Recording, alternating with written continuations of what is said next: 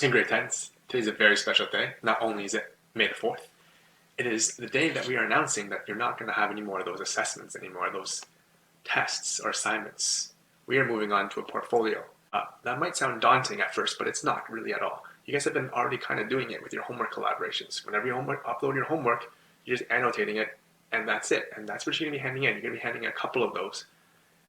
And the other thing that you're going to be adding on top of that is trying to make sure you're making connections between the different expectations of this course. It's going to be due on the 25th, and you're going to have May 21st as a designated day to work on that summative, so there's going to be no lesson on that day. We're going to tell you where the two overall expectations are going to be. It's closer at the very bottom, okay?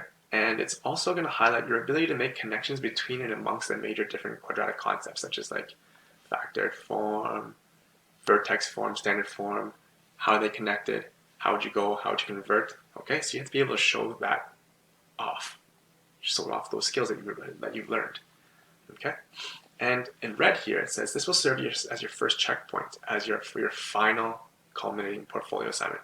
So we're not going to be doing exams because exams are canceled this year. We're going to be doing a portfolio, and this is actually the first start point of your portfolio. We're going to evaluate these two expectations, and you can include it as part of your final portfolio and get a higher mark that way. I just want to show you another thing. Last year, the grade 11s even used a portfolio as part of their culminating. So here is a grade 11 students' work, and you can see that this person's used Google Sites, not Google Slides, but we're going to be using Google Slides for now just because you guys are more familiar with it. And right here, this is what the expectation that we gave them. I can determine the difference between a discrete and continuous function. And then the student uploaded their question and answer and annotated their work. And so this particular student in grade 11, right, is doing this for all the different units, showing that they have been able to curate and find their best works.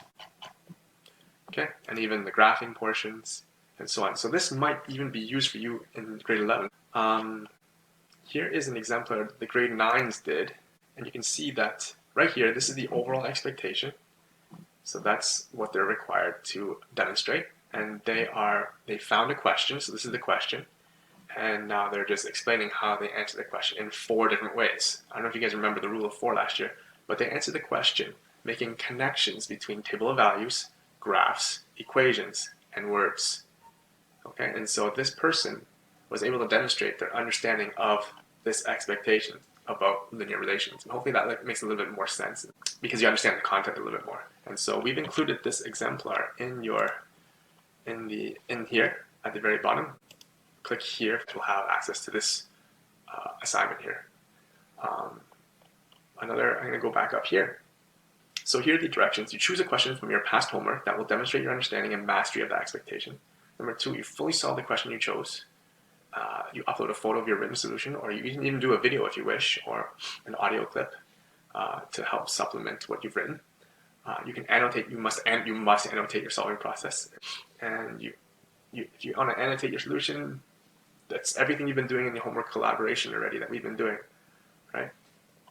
And here are your 2 overall expectations that you guys are supposed to demonstrate for this mini portfolio by May 25th. You can solve a word problem that is multiplied by a quadratic, and you can interpret the solution with respect to the problem. Number 2, I can solve a quadratic using multiple methods. I can then interpret what the solutions represent with regard to the quadratic. So the grade 9s in that exemplar was able to use Google Slides, and they typed it all out. I'm asking you to be consistent with what we've been doing throughout this whole course, is uploading a photo of what you've written. Please write out your annotations, write out your calculations, and then upload a photo. And it's the same thing you've been doing for the homework collaboration and all the different assignments that you've been doing. Here's the check brick. You'll be given descriptive feedback on those 2 expectations. So knowledge, you'll be given 5 knowledge marks for solving the question correctly. You'll be given 8 thinking marks for demonstrating how the question choice reflects the expectation. So you've chosen a question that matches the expectation.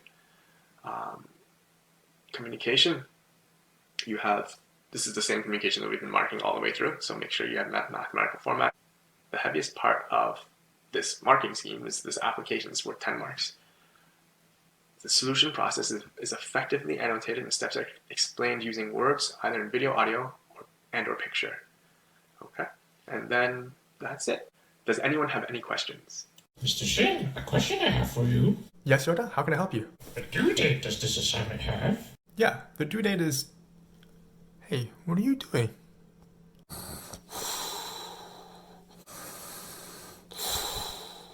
You're right, Darth. I've answered that question before. The due date is May 25th. But there's no reason to get all intimidating and get in Yoda's face like that. Wait, you're not being intimidating, are you?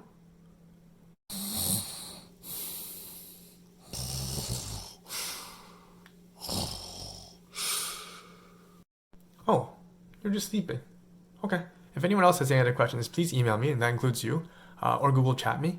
And good luck, everyone.